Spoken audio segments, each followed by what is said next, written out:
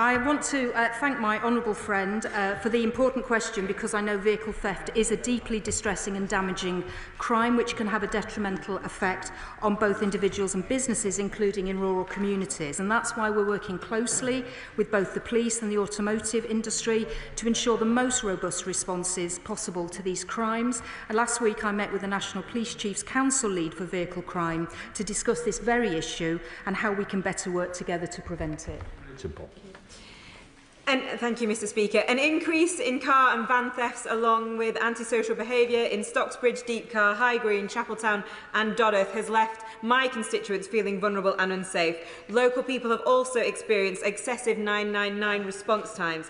Can the Minister outline how she is tackling the rise in vehicle thefts, working with manufacturers to improve vehicle safety and supporting South Yorkshire Police after years of Conservative cuts? Well, again, I'm very pleased that this question is being asked, and it's important to note that this autumn, driven by the National Police Chiefs Council lead for vehicle crime, the National Vehicle Crime Reduction Partnership has been launched, bringing together the Police, Home Office and manufacturers on this very point of how we tackle this problem. We're also committed to bringing forward legislation to ban electronic devices used to steal vehicles, empowering the police and courts to target those criminals using manufacturing and supplying them. Thank you, Mr. Speaker. That was a very welcome answer from the Minister. Farmers in Wiltshire complain not just about car theft, which is endemic, but wider agricultural theft as well, and the terrible scourge of hair coursing. It's all bound up in a very serious organised crime business. Does the Minister recognise the seriousness of organised rural crime of this nature, and what steps is she taking to address it? Yes, I think the Honourable Gentleman makes a very important point, and I recently met with the Agricultural Engineers Association to discuss the implementation of the Equipment Theft Prevention Act 2023, which the Honourable Gentleman will know it's really important in terms of tackling some of that rural crime in terms of agricultural equipment that has been stolen, often by organised gangs. So there is work ongoing on this, and it is recognised by the Home Office. Richard. 10, Mr. Speaker. Mr. Speaker, public confidence in policing fell under the last Conservative government as we saw a big drop in police on the beat, with fewer crimes solved and a real sense in communities that more criminals are getting away with it. This government is determined to turn that round, starting with getting police back on the beat and rebuilding neighbourhood policing. Speaker, earlier this month I held a community meeting in Dinnington about the regeneration project on the High Street.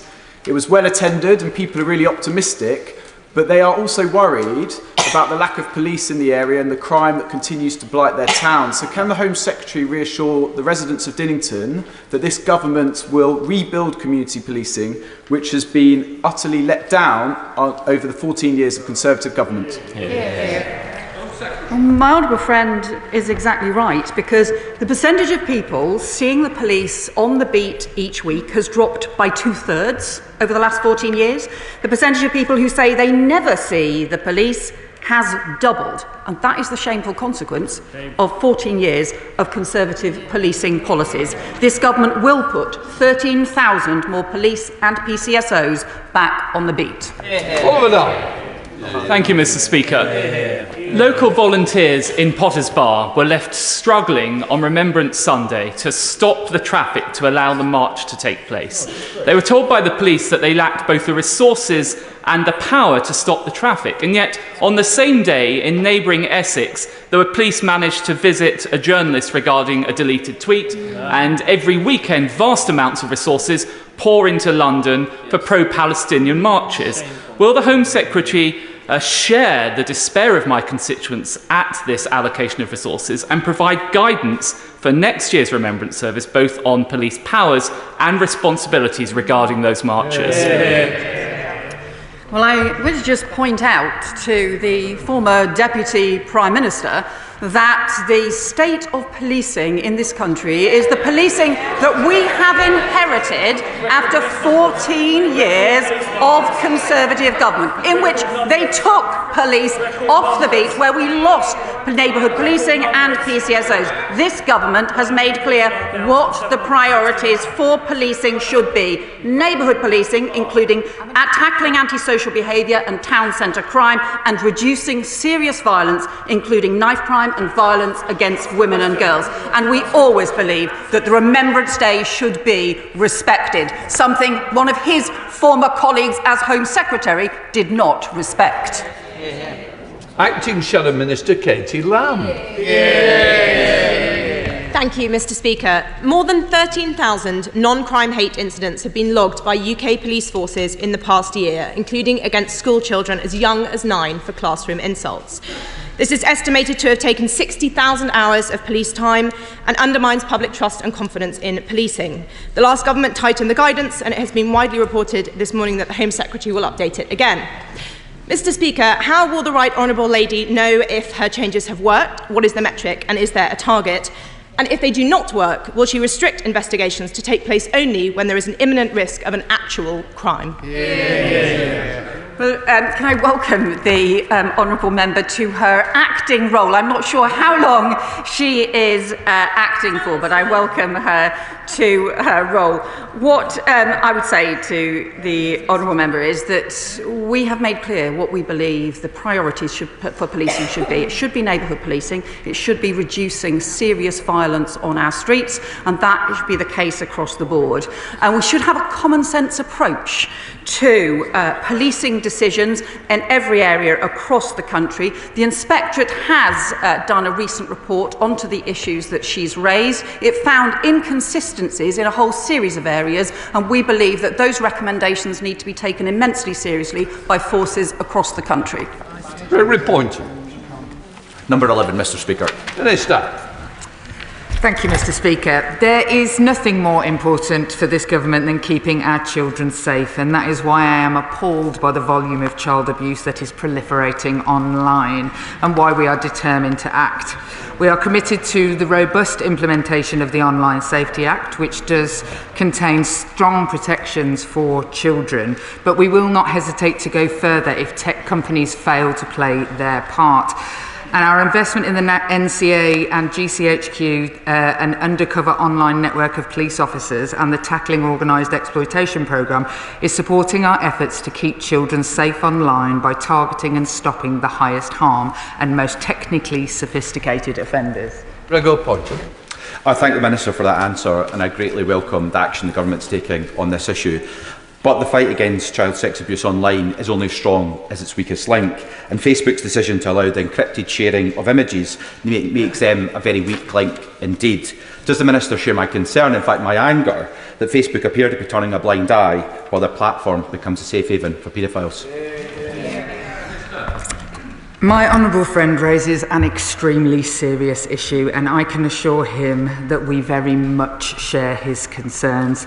The Home Secretary has met with representatives from Meta, and our officials are in regular contact.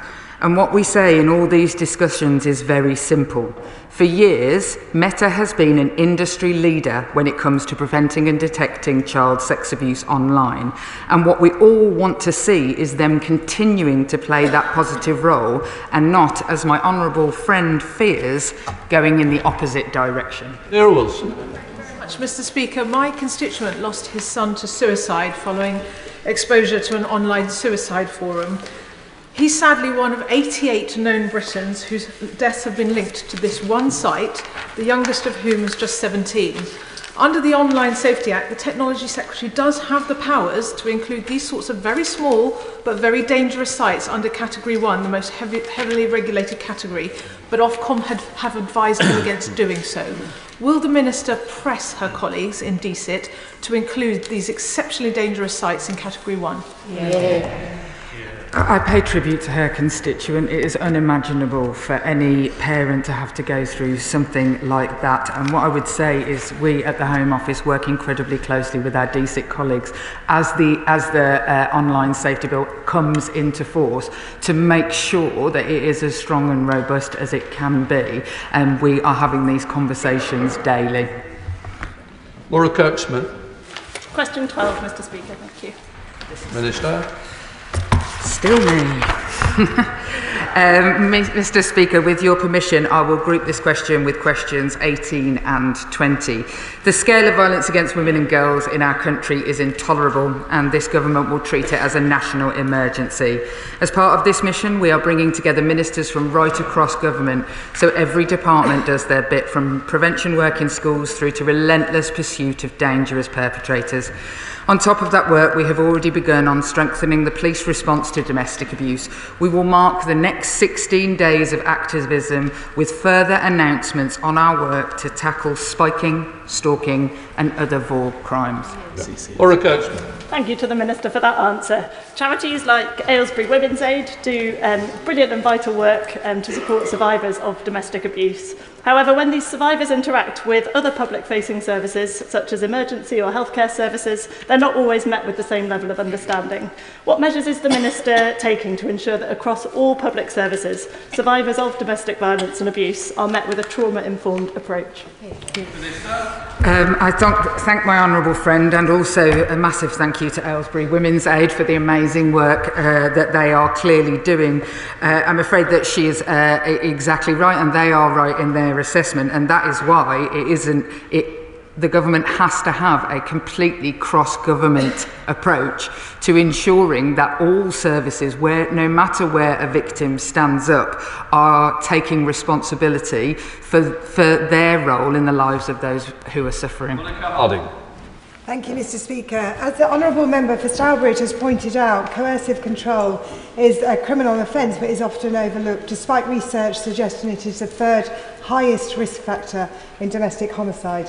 In my surgeries in East Walton, victims have told me there is not sufficient understanding of it in police interviews, particularly when other crimes are being investigated.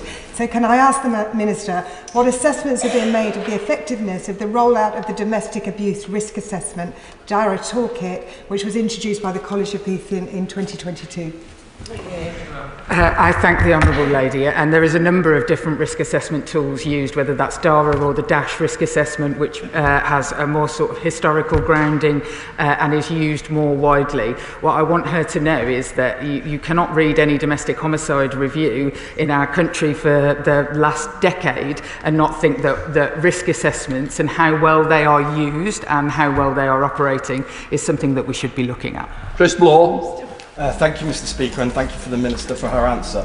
Will the Minister join me in thanking the incredible staff of the Sandy Croft Centre in my constituency, who offer life-saving support for vulnerable people in times of crisis?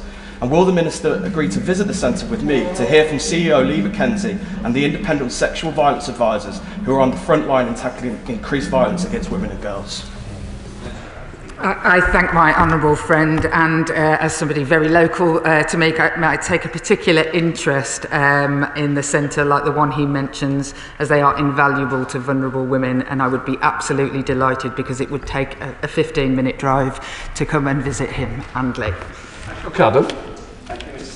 Does the Minister agree with me that local charities like Jasmine House that operate in my constituency of Leicester South, that play a vital role in supporting women who have been victims of sexual crime, play a vital role, but in addition to the worry that they have had of constantly trying to find funding, they are now concerned about the impact the government's proposed increase in employers' national insurance will have on their ability to continue providing this help. Does the Minister agree that they should be exempt from the changes to the national insurance contributions? I thank the honourable gentleman and pay tribute to the Jasmine Centre, I believe it was that he said, and as somebody who applied for funding for a similar centre myself, I can understand exactly the kind of funding pressures that they will be facing. What the sector really needs is stability and insurance of more than single year funding, which is something that the government is absolutely looking at and making sure that we mitigate to make sure that there is enough. Let's come to topicals. Dear Acosta. Question 1, Mr. Speaker. Thank you, Mr. Speaker. Today is the International Day for the Elimination of Violence Against Women and Girls, and it marks the start of 16 days of global activism on the issue. As part of the Labour government's Safer Streets mission, we have set an ambition to halve violence against women and girls, which I hope everyone will be a part of. And today, we are setting out new action to tackle the devastating crime of spiking, with a new standalone criminal offence to strengthen the police response, new specialist training for bar and door staff across the country, and new recording measures because we fear that the prevalence is much higher than has been previously thought, and the dangerous criminals responsible need to be stopped and caught. As we look forward to the festive season, everyone should be able to enjoy a night out without having to worry about the safety of their drink and whether they will be able to get safely home. Mr. Speaker, I met with constituents in Southall Green at my coffee morning on Friday, and they raised with me the constant issue of open drug dealing and antisocial behaviour in the town centre. Will the Secretary of State work with the Mayor of London to ensure we get more police onto the streets of London and the streets of Southall as soon as we possibly can? Well, my honourable friend makes an important point. We have already given the Met an additional £37 million this year on top of what they had been previously allocated. And we also need to make sure that here right across the country we have the neighbourhood police back in town centres, because that is how you tackle not just local drug dealing but also some of the antisocial behaviour and other crimes that blight communities. Home Secretary Crystal. Thank you, Mr. Speaker. Well, let me start by offering the Home Secretary a belated congratulations on her appointment. Having been a minister in that department, I know how difficult her job is, and I genuinely wish her well in doing it. We will always seek to work constructively with the government in the national interest. I also associate myself with the remarks she made about International Vorg Day. Mr. Speaker, since the election, 19,988 people have dangerously and illegally crossed the Channel, a 23% increase on the same period last year. Why does she think the numbers have gone up so much on her watch? Well, I thank the Shadow Home Secretary for his opening words. I think he described his time in the Home Office as his best ministerial job ever, which, given that he was the Chief Secretary under Liz Truss, you can perhaps wonder why, Mr. Speaker. He was the Immigration Minister who, I might remind him, told the Commons and the Select Committee that he wouldn't rule out using giant wave machines as the way to stop small boat crossings. Mr. Speaker, we inherited record high levels of small boat crossings in the first half of this year. We have taken action to fix their chaos. I'm asking the Home Secretary about her record. I'm asking the Home Secretary about why small boat crossings have gone up during her time in office. Perhaps it's because, as the National Crime Agency said, we need a deterrent. Yet she cancelled the Rwanda deterrent before it even started. And now we hear Ursula von der Leyen, the European Commission President, asking European member states to look at offshore processing. Isn't that the reason why it's gone up? And isn't that the reason why the immigration minister sat over there is admitted last week she is opening up new hotels instead of closing them down? Oh, Mr. Speaker, seriously, what a lot of chaos. Highest level on record was the last 6 months of the last Conservative government while he was in government, and in fact the numbers since the summer are not the highest on record. That unfortunately was his legacy, and while he was the Immigration Minister, he increased the number of asylum hotels 500% and increased the number of people in asylum hotels by over 900%. So seriously, he should not try and give lectures to anybody else at all. Well, I'm going to do a little lecture. If you really want this attack at each other, can you do it before we get to topicals? They're meant to be short and sweet because other members won't get in. And Lee Smidsley. Thank you, Mr. Speaker. Specialist domestic abuse services like the First Step in Knowsley are facing an increase in demand, but are having to turn people away due to a lack of funding. Can the Minister tell me what more they can do to support services like this? I thank the honourable lady, and to say that I have visited First Steps and to say that it is run by brilliant Merseyside women would be an underestimation. Specialist buy and force services are an essential part of this and provide tailored support to victims and survivors. We understand that challenges that the sector faces, particularly with the level of demand that their services are currently facing. All decisions on funding after March 2025 are subject to the spending review process. Democrat spokesperson Luke Taylor. Thank you. We all want to stop criminals from terrorising our communities, whether they're domestic abusers or shoplifters targeting our high streets. Live facial recognition is being rolled out by our police forces, including on Sutton High Street in my constituency, but we cannot ignore the risks this technology presents. Facial recognition systems are most likely to misidentify black people and women, doing nothing to stop crime and further eroding trust in our police. Will the Minister introduce clear regulation and oversight of live facial recognition like the EU passed last April? Well, this is another area where this new incoming Labour government is having to look at powers or things that were brought in by the previous government. Now, live facial recognition can have very positive effects, but we do need to look at whether we need a framework around it. That's why I'll be hosting a series of roundtables before Christmas to discuss with stakeholders the way forward on this technology. Thank you, Mr. Speaker. The National Audit Office recently raised serious concerns about the previous government's decision to buy poor quality, expensive and contaminated asylum accommodation at North Eye. What steps is the department taking to ensure that asylum accommodation is fit for purpose and value for money? Thank you, Mr. Speaker. My honourable friend is absolutely right to raise this issue. What was found by the National Audit Office in their report was not just an appalling process of decision-making by members of the previous government, but a grotesque waste of £15 million of taxpayers' money, just like the waste of £60 million at RAF Scampton. In contrast, the new government is determined to cut asylum accommodation costs by stepping up decision-making, reducing the backlog and increasing returns. So backbenchers who don't get in. Thank you, Mr. Speaker. Transnational repression by Iran, China, Russia, unfriendly nations continues writ large on diaspora populations in this country. So what is the government's strategy on transnational repression, and will she reintroduce the last government's Defending Democracy Task Force to monitor incidents? It's a good point. The Democracy Task Force is working very closely to look at the threats that the Honourable Gentleman has raised, and we'll have more to say about it shortly. Thank you, Mr. Speaker. I'm sure the Home Secretary would agree with me that good government is transparent government. I've been told by her department in response to a written question that the number of crimes committed by illegal migrants is not available through published statistics. I'm sure that the Home Office does hold the data, so would the Minister today commit to publishing that information in full? Yeah.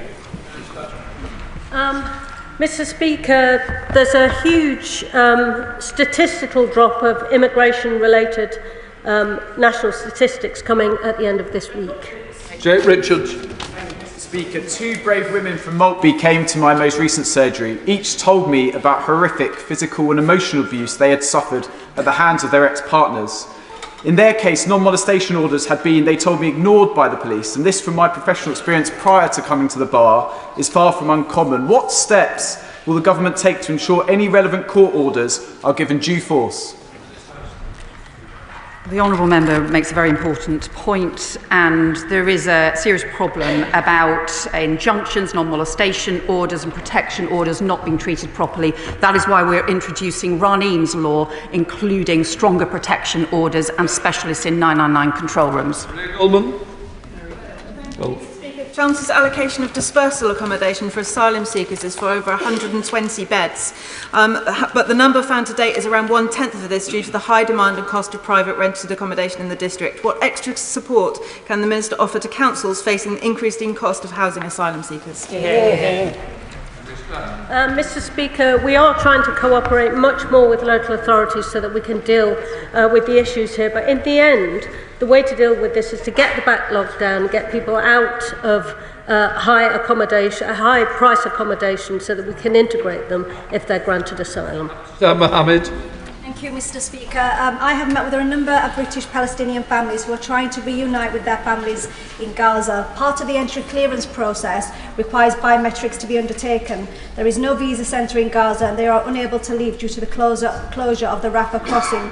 Will the Home Secretary or the Minister please indicate whether they are willing to waive temporary biometrics so that people can undertake the entry clearance process? I thank my honourable friend for her question. The death and destruction in Gaza is intolerable, and indeed Palestinians who wish to join family members in the UK must do so via the range of existing routes that are available. If she has a specific matter that she wishes to raise with me, I'd be very happy to meet her about it. Thank you very much, Mr. Speaker. Can the Minister tell this House what steps she is taking to tackle crime in rural areas, please? As I said earlier in one of my answers, I've met with the Agricultural Equipment Association to discuss the implementation of the secondary legislation that's required around theft of agricultural equipment.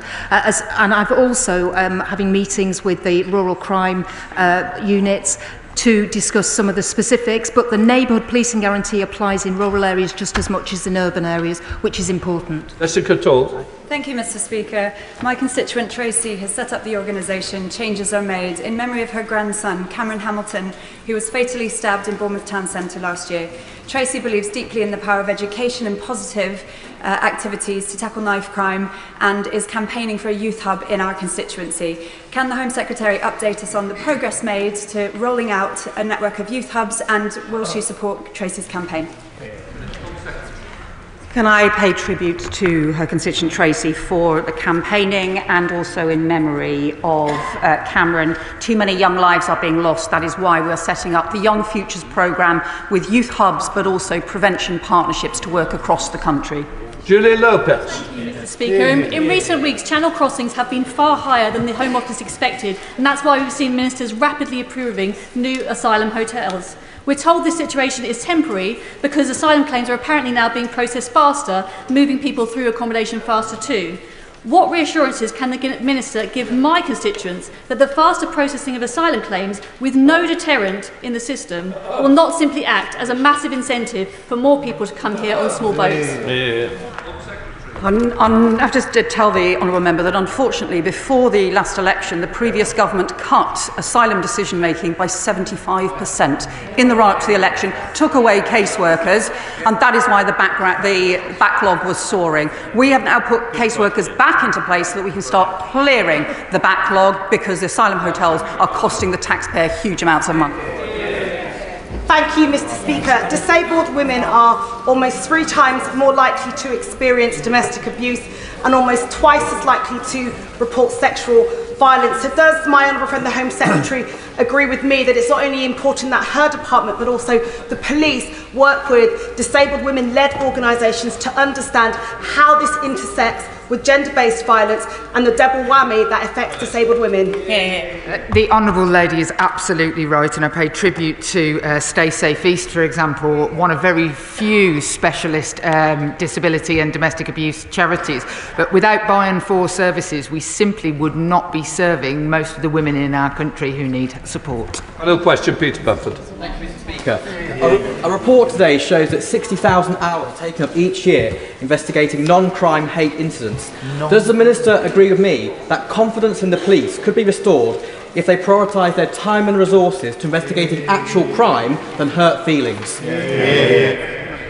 This government has made very clear what our priorities are around safer streets and where the focus should be for policing around halving knife crime, halving violence against women and girls over the next decade.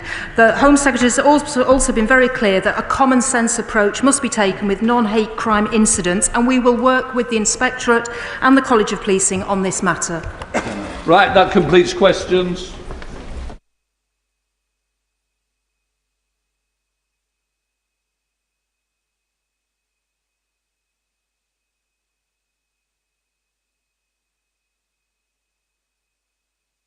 Call the Prime Minister, I should like to say a few words about our former colleague Lord Prescott. John was first elected to this House in 1970 and served the people of Hull for 4 decades. He became Deputy Leader of the Labour Party in 1994, in which my father also helped on that campaign, and Deputy Prime Minister at the 1997 election. And I've got to say thanks to John for coming to Chorley to ensuring a new start as a Labour member in Chorley. And I'll just share what John did. On that day, tragically, the press were pushing an old lady over. Her arm was broken, and the first thing John said, I must go to that hospital, and he went to the hospital to see that lady as her cast was being put on. That was the kind of person that John Prescott was. He played a major role in delivering the Kyoto Protocol and was a great champion for regional government, integrated transport and affordable housing. After leaving government, he became an active interparliamentary relations, leading the UK delegation to the Parliamentary Assembly of the Council of Europe. He was an effective politician, highly respected colleague and a towering figure in the Labour movement and in this House. He will be deeply missed, and all our thoughts are with Pauline and the family. I now call the Prime Minister on a point of order. Prime Minister. Thank you, Mr. Speaker, and thank you for those words which John's family will have heard. There are many members of this House who serve their constituents faithfully. Some deliver change for the entire country. Very few enter into public consciousness, let alone public affection. But John Prescott achieved all of those things. He was absolutely unique, and people loved him for it. He had the most extraordinary life, from failing his 11 plus, to stewarding Anthony Eden on a cruise ship, to being deputy leader of, as he described it, the greatest party that there is.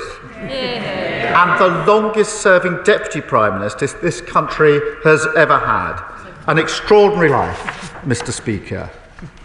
And yet, ordinary people across the nation felt that he was one of them. He told a story of working class lad made good, who embodied the aspiration of working people across the entire country. People felt recognised in the struggles they have, the snobbery, the small-mindedness that still plagues politics even today.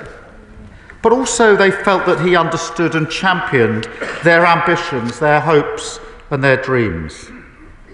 He was a politician for working people through and through. That was who he always was, a proud son of Wales and also an honorary son of the Humber. He served the city of Hull for 40 years, as you said, Mr. Speaker, and everyone knew that he loved it as fiercely as he fought for it. Everything he did was about making working people's lives better, and that was evident from his whole career. A career where he was often ahead of his time, Mr. Speaker. He led, as you said, on climate change, fighting regional inequality, supporting the minimum wage, working to transform public transport, building council houses, and even completing the Channel Tunnel. In many ways, he set the path that we walk today. Because, make no mistake, Mr. Speaker, he did things his own way and forged his own path. And in doing so, he brought about some of the greatest transformation this country has ever seen. The linchpin of New Labour. Because beneath the pugnacious exterior, John was a skilled negotiator, sometimes with immense and perhaps surprising sensitivity.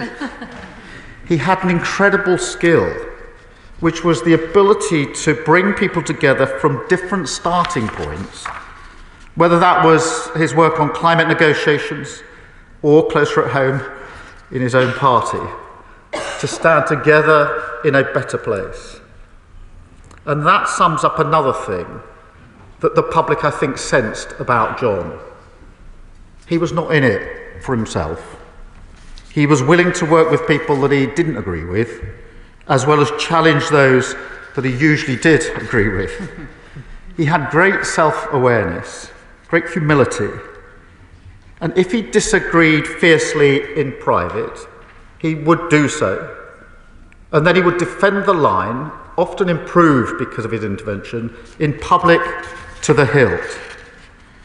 He was a team player, and he was proud to play for Team Labour.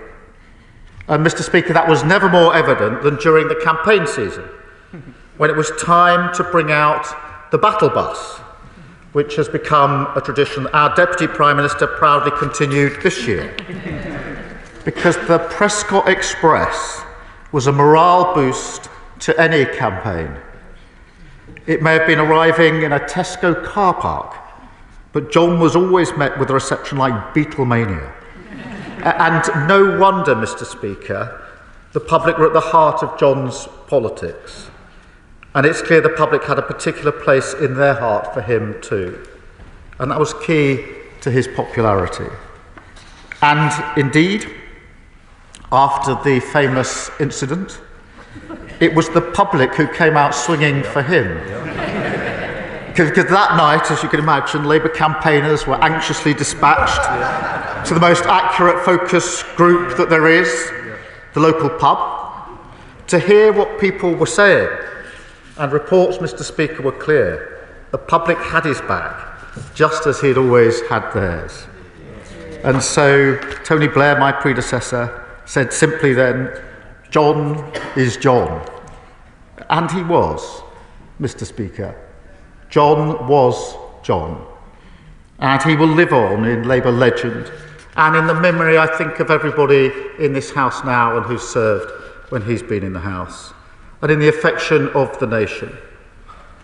We remember today his wife, Pauline, and we send our love and condolences to his family and his loved ones. We stand with the people of Hull, the working people across the country, to say thank you, John, for a lifetime of service, for a genuine character, for a changed nation, and, Mr. Speaker, may he rest in peace. Yeah. Thank you very much. Leader of the Opposition, Kemi Badenoch. Mr. Speaker, may I, on behalf of the Opposition, put on record tributes from this side of the House to the late John Prescott. Lord Prescott will be remembered for many things. As a committed member of Parliament for his beloved constituency of Kingston upon Hull East, as a formidable campaigner for causes he believed in, and for his public service as Deputy Prime Minister. As I said last week, he was a true patriot and had a unique way of connecting with the electorate. Many of us did not know him personally, but his strength of personality was felt.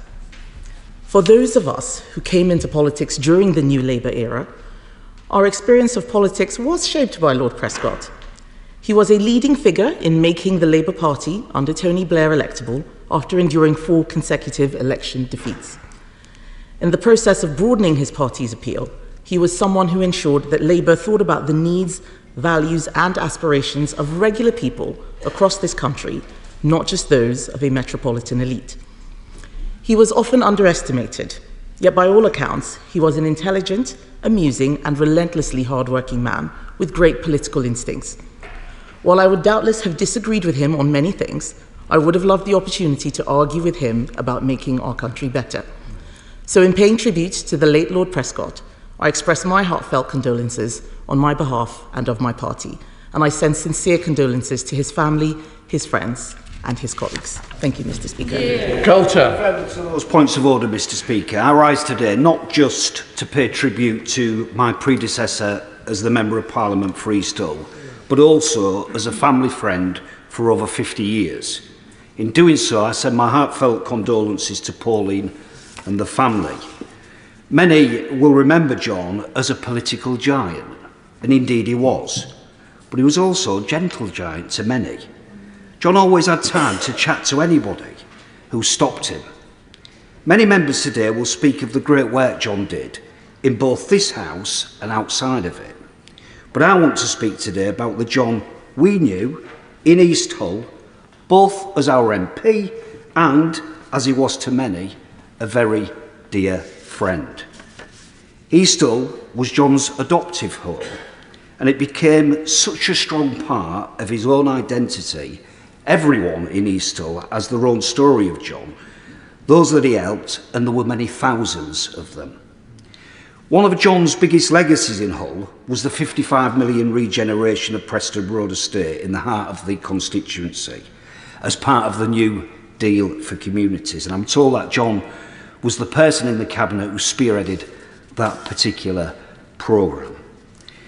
But, Mr. Speaker, I had the great pleasure and honour of knowing John all of my life. As kids, we enjoyed family holidays with the Prescotts. And I still keep a picture of me, JP, and the family hurtling down the log flume on my desk in my office. I keep it, Mr. Speaker, for a reason. John's clearly the person who's enjoying that the most. But one year, John decided we were going to go to Loch Ness to find Nessie. We didn't find Nessie, but we had the most amazing time with memories we'll never forget. During the voyage, Captain John thought it'd be fun to throw his watch overboard to test our diving skills. As kids, we didn't realise that John was an expert diver. But as it sank too far, we began to panic a bit. But John, with a big grin on his face, dived overboard, missing for, we thought, more than a few minutes, to put it mildly. But then he came up the other side of the vessel, holding the watch with a massive grin on his face. John's legacy will always be etched in the hearts of those he served and the city that he loved. There'll never be another JP, and no member of this House will ever be able to connect with the voters quite like JP did. He truly was one of a kind. John's spirit and approach to politics will live on in all of us who were inspired by him, inspired by his dedication and commitment to the cause. Rest in peace, comrade. Sir David, leader of the Liberal Democrats. Thank you, Mr. Speaker. I was never on John Prescott's Christmas card list, but I did have the interesting task of shadowing him in the early noughties for 3 years. And I felt like I got to know him. My respect for him grew, though I was never sure if this was entirely reciprocated. I would occasionally tour the media studios with him, and on one occasion John was getting his makeup on and clearly hadn't realised I was outside the door, and he said to his aide, "Is that bloody Liberal here again?" We spoke more in later years when I was Secretary of State for Energy and Climate Change, as John always retained a deep and well-informed interest in all things climate, with his significant globally recognised role in securing the Kyoto Climate Treaty. The government's chief climate negotiator in my time, the brilliant but sadly departed Pete Betts, had also been John's key negotiator at Kyoto.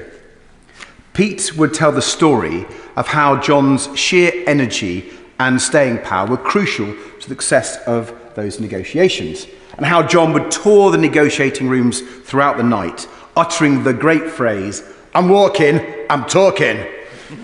Our paths also crossed in the great city of Kingston upon Hull, when we eventually managed to get Siemens to invest in a wind turbine manufacturing facility for offshore wind farms.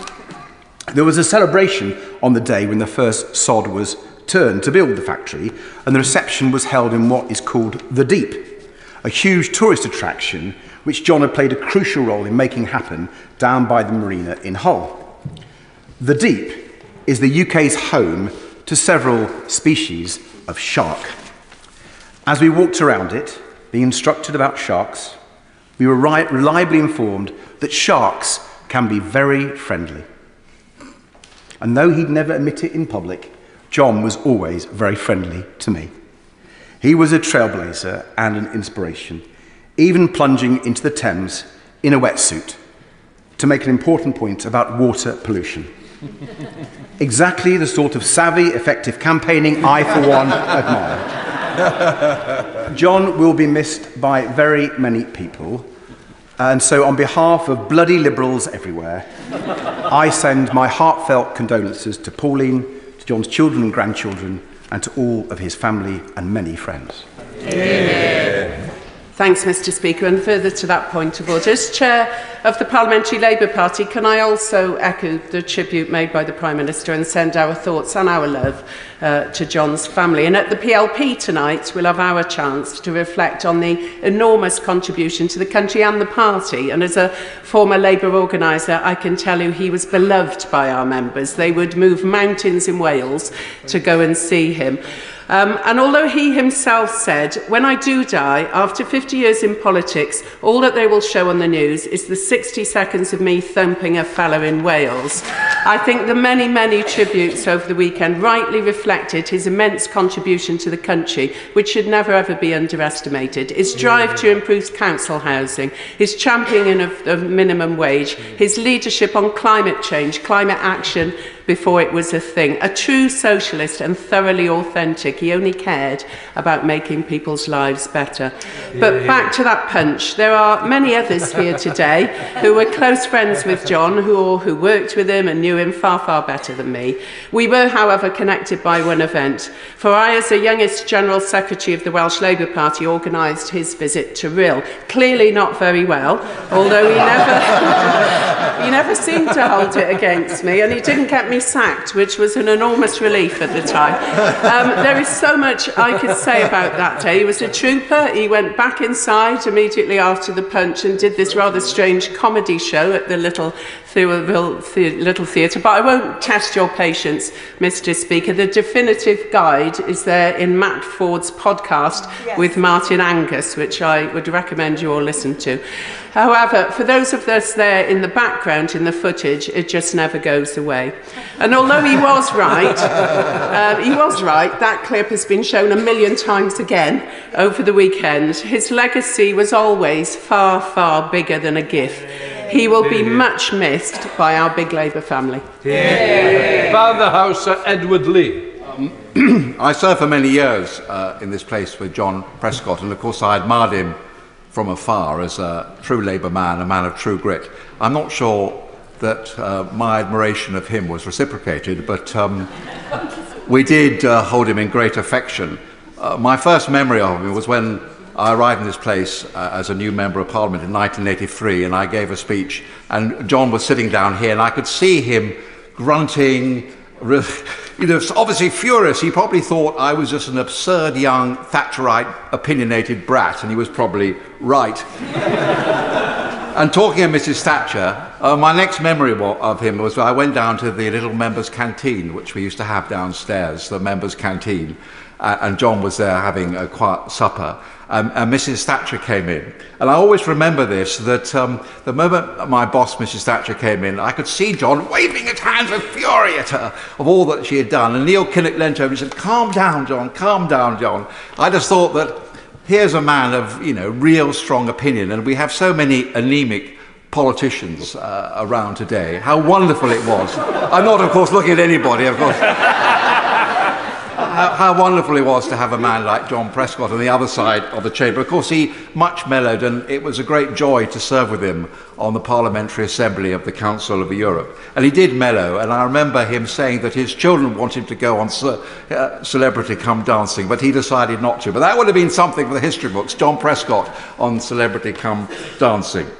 So, really, I just want to end by saying that as a local Member of Parliament, I want to pay tribute to him. And I do take my children, or did take my children to the deep, and all those things he did for Hull. And I wish some of you could have watched Hull North, which is our sort of small local television programme last week, to see the tributes and what people were saying, local people, about how much he was so much loved in Hull and worked so hard for the people. A great man, and he will be sorely missed. Steve Young. Thank you, Mr. Speaker. I was also deeply saddened to hear of the death of John Prescott, and my condolences also to Pauline and his sons and all who were close to him. I considered him to be a good friend of mine, and to Mansfield, he was a giant of a man and a champion of the coalfields, devolution, local government, and of course climate action. I first met John in the 1980s as an activist in the Labour Party, and enjoyed supporting him both for his first campaign to be deputy leader in 1988 and again for leader and deputy leader in 1994. His legacy includes setting up the Coalfield Regeneration Trust, which was established to help support former coalfield areas and communities like Mansfield impacted by the pit closure programmes of the 1980s and 90s. This helped ensure that my area received millions of pounds of funding. John has a particularly strong link to my constituency of Mansfield, and particularly with my Labour predecessor, Sir Alan Meale, who was his parliamentary private secretary for some years. And anecdotally, I can recall many endearing memories of John, including a time when we were both playing table tennis in Sir Alan's front yard in Mansfield. A lovely sunny day, and we were enjoying our game in the garden on a day when the Prime Minister was out of the country on business. And an important call came through, which he had to take, and we paused our game. To this day, I have no idea who it was or what was said, but the conversation clearly distracted John, so much so that when he arrived back, he hit the ball with such force that it bounced right off the table and hit the ministerial car. And Mr. Speaker, from that experience, I can assure the House that the left hook still packed a mighty punch. In the years after John had left office, and after many visits to Mansfield, I would often drive him back to Newark or Doncaster Station so he could get the train to London or back home to Hull. And Mr. Speaker, the insights from this frank and honest recollections of history from the Blair and Brown years will stay with me for a very long time. May you rest in peace. Yes. Sir David Davies. Thank you, Mr. Speaker. When I first arrived in the House, it was common amongst the Conservative Party, the Thatcherite Conservative Party, I say to my pallid friend, to view John Prescott as public enemy number one. And it was an act he loved playing into, in public at least. But that being said, he was, certainly to me, when he's outside the studio and outside the chamber, friendly, helpful, indeed almost the best possible constituency neighbour you could want. But he was also quintessentially a working class hero, something I suspect the current Deputy Prime Minister adopts as well. And of course he was a brilliant and good constituency ally and a forceful defender of the interests of the people of Hull, with the emphasis on force. However, he was also a necessary champion of the new Labour Party. The Prime Minister referred to the fact that, implicitly, that he delivered one man, one vote. And I think we should remember that that was an act of huge courage for him to take on his own union allies, I think at about 1 hour's notice, and persuade them to support the new neophyte Tony Blair. And frankly, despite the snobbery of the London establishment about his education and so on, it was a very, very unwise person who underestimated the intellect of John Prescott. He was a formidable innovator. You know, on looking at the Environment Secretary, on environment, on Europe, on devolution, on a whole range of things. He was a brilliant innovator. He was what we'd all hoped to be, not a creature of history, but a changer of history. And for that, we should always admire him. And as well, to put to one side all of those grand things, he also was greatly, greatly loved by his family. And on that basis, I offer my condolences to Pauline and the rest of the family. Andy Macdonald. Mr. Speaker, I'd just like to add my own few words to the tributes made, and especially welcome the comments of my honourable friend, the member for Kingston upon Hull. They were so clearly warm and personal. I just simply wanted to add that John Prescott's great many achievements have already been told in terms of his commitments to climate change and other matters. A truly authentic working class hero, somebody who would always attract a crowd wherever he went when he's on his famous battle bus, and he persevered with that through good times and in poorer times. But I think what sometimes may be missed is his commitment to devolution and the great efforts he made, certainly in the northeast of England, committing to the campaign for a North-Eastern Assembly. We were not successful on that occasion. The referendum was not won, but ultimately John's legacy prevails by the institutions, the devolved authorities that we've seen ever since. And on a personal note, Mr. Speaker, I just also want to put on the record my thanks to him for his personal support to me. I found myself propelled onto the shadow front bench a little bit prematurely and unexpectedly, but he was of great support to me in discharging the transport brief, and such immense knowledge that he retained, and at every single occasion he would offer that encouragement, for which I'll be eternally grateful. He was a true giant of the Labour movement. We will miss him enormously, but his legacy remains on, and I too would like to pass my sincere condolences to Pauline and to all of his family. Thank you. Pete Wishart.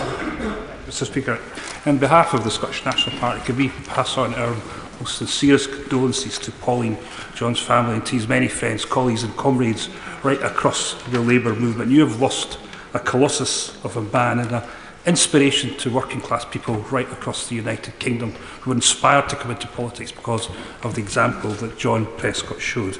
I remember coming down here as a new MP in 2001, Mr. Speaker, and you would observe the Labour front bench titans, all of them, all known to the UK public, but predominant amongst all of them was John Prescott, and it was John Prescott the public wanted to hear from. When he appeared on the TV screens, that was when the public paid attention and listened to what he had to say, and there was this curious affection and resonance that he had with the British public that means something that if we could bottle it, I'm sure we'd all take a little bit of that and a sup of that today. And I'll never forget, as a candidate in 2001, who could? I think we all knew where we were in 2001 as a candidate when that famous incident came in that the member for Newport East has referenced. I was with a bunch of sixth formers at Brecon High School at a hustings, and I remember one of the senior people saying to me, if it's like that every day in your political life, I want a bit of that. So there's inspiration for you, Mr. Speaker. He was a huge music fan too, and I remember he was a great supporter of our music act in MP4. We could never quite master the jazz that he seemed to favour, though maybe as tribute to him we'll maybe get round to doing one of these numbers, but it was something that he completely loved. And everybody's talked about his commitment to climate change, but it was also his commitment to devolution. A few colleagues have mentioned that. And I think it was John Prescott that was the engine that drove that path towards a Scottish Parliament and, of course, the regional assemblies, which will be happening as a matter of course with this new Labour government. He was a part of a generation, Mr. Speaker, that we are now sadly beginning to lose. But he will stand out as one of the true great parliamentarians in this House of the past few decades, and we will all miss him dearly. John Pearce. Thank you, Mr. Speaker.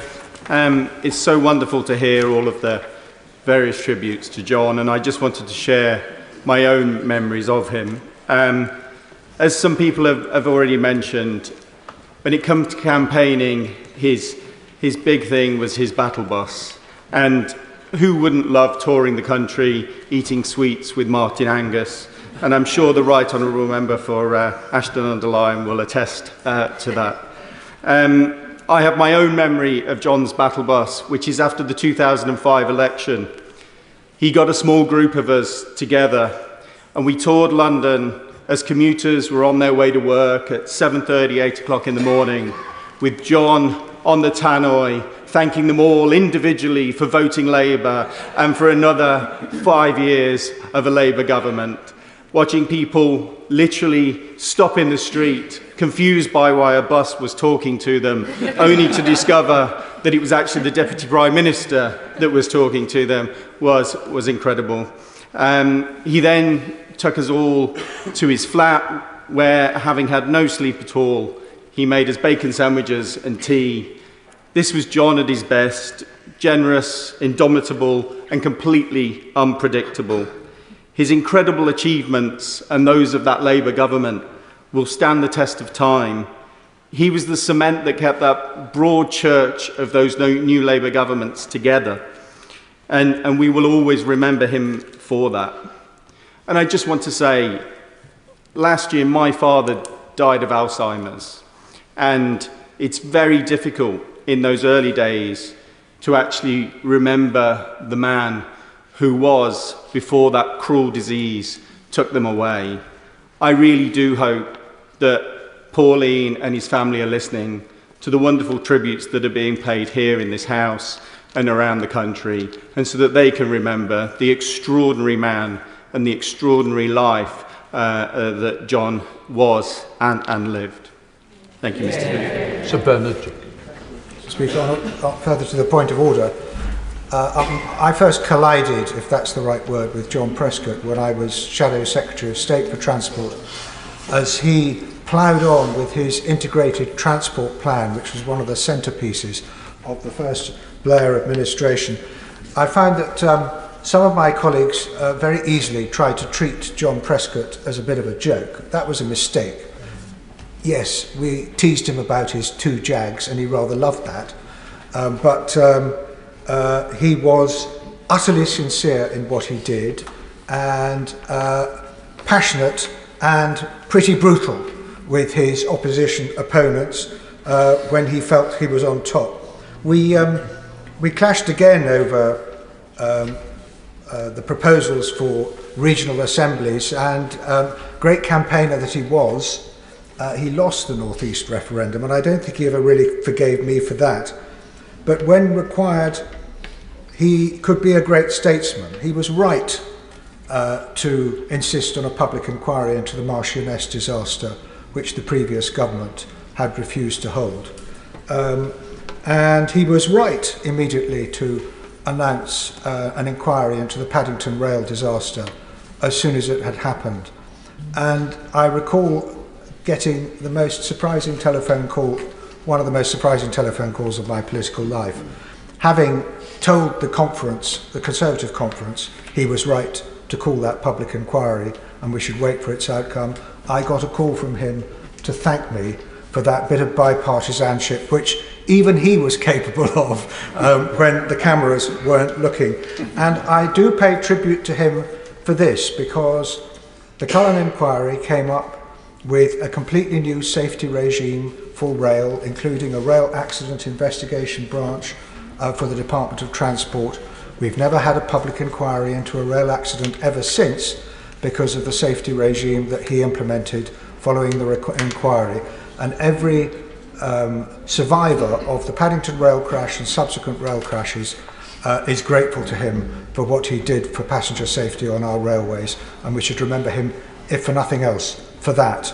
And I send my best wishes to his family and to all his friends and colleagues on the other side of the House at this sad time. Yeah. Julie Mims. Thank you, Mr. Speaker. I have 2 particular memories of Lord Prescott that I would like to share. The first is from my time working for the disability charity Scope. We had decided as a campaigns team to use the 1997 general election to highlight the many obstacles that disabled people face when exercising their democratic right to vote. I and my campaign colleagues devised the Polls Apart campaign, which included a special campaign pack for candidates. Now, bearing in mind this is in the halcyon days before email, a campaign pack was something of a rarity. And so we printed, stapled and posted out hundreds of packs to candidates the length and breadth of the UK, including one to the Labour candidate for Kingston upon Hull.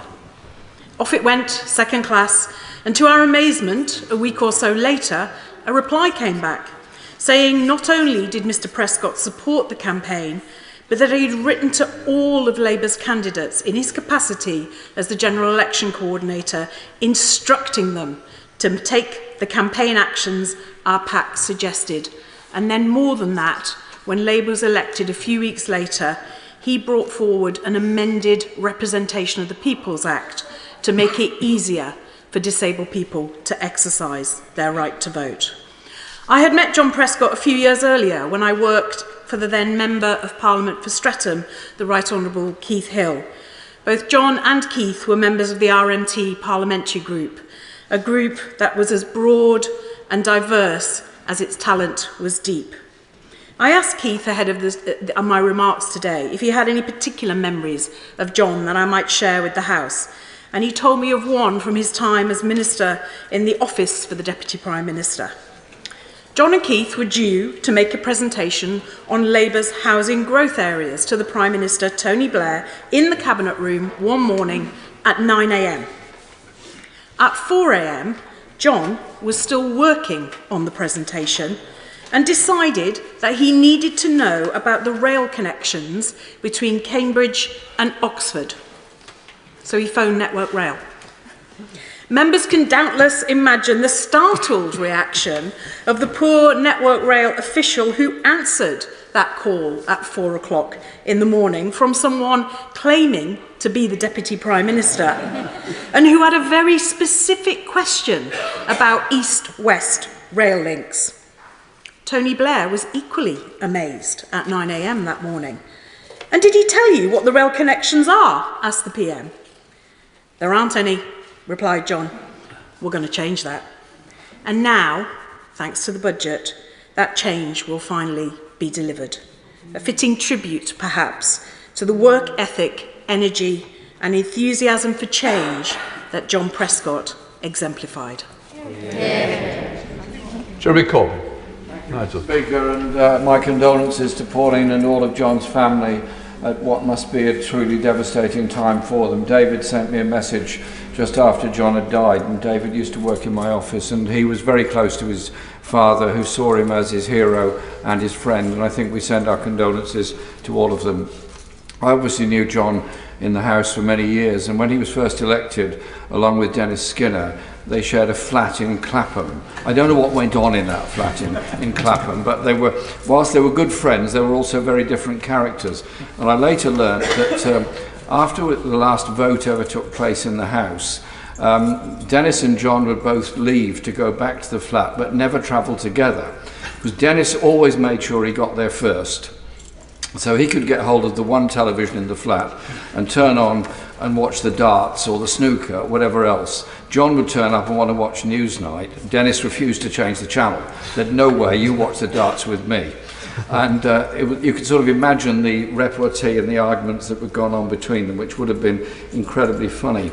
In the 2017 election, John offered to help in any way he could, and he was fantastic, and we had several events we did together. One day we started in Hull in the morning with a launch of our Arts Manifesto, and then went on a tour all around Yorkshire and Humberside in the famous bus. John seemed to know the owner of every fish and chip shop in the whole of Yorkshire and insisted on stopping at every fish and chip shop in Yorkshire, so we had a big supply of fish and chips all day long. And then we got to Scarborough, where we were doing a rally there in the pavilion by the seafront, and John and I got up to speak on the stage, and a lot of the people there, I don't think they really realised it was a political rally going on. They thought they were just there enjoying the sunshine. Then these two guys get up on the stage and start talking. Then they loved John because he brought out Freddie the Fox, and we had a long discussion about the evils of fox hunting, the evils of Tory fox hunting, the Tories who were always going to bring back fox hunting, the Tories who would kill the fox. Then he pulled Freddie out of his coat and said, "Look at poor Freddie here. They're going to tear him apart. That's what the Tories do to you." And he was loved for all of that.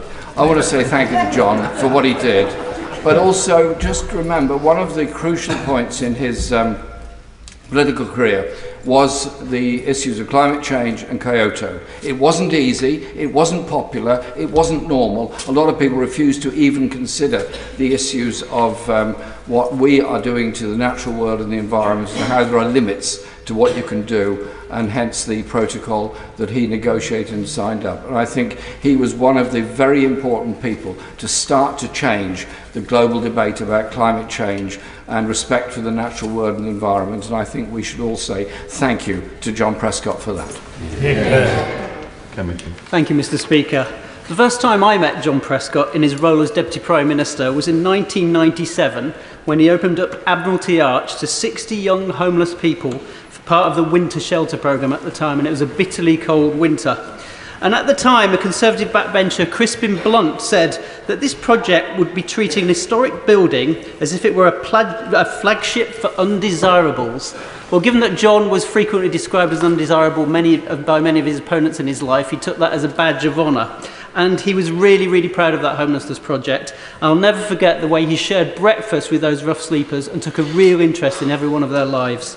It was a testimony to his compassion, his practical politics, and also to his unwavering commitment to housing policy.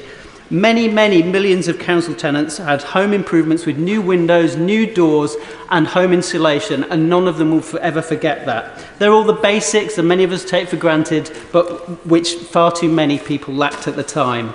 In a superb biography by my former late colleague on The Independent, Colin Brown, naturally titled Fighting Talk, there was a lovely quote and a telling quote from John, and it was this: "There are those priests on the left who want to keep their consciences, and there are those who will get their hands dirty. I belong to the Dirty Hands Brigade."